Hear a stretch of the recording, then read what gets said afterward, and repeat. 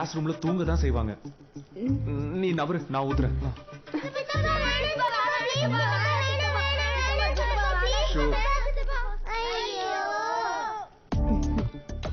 முதல்ல இப்படி மாவை நல்லா கலக்கி பட்டும் படாம 3 சொட்டு கல்லுல விட்டு வட்டமா சரிசமமா 3யும் கலந்து ஸ்ப்ரெட் பண்ணா இப்படி ஹெல்தியான முருகலான dosa ready.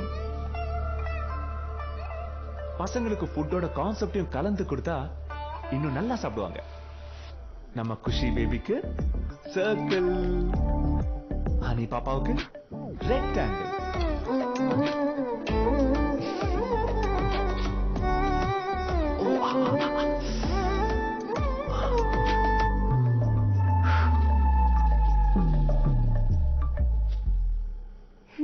O my God, family மொத்தத்துக்கு ஒரு டைமிங் வந்துருச்சு. Nice idea.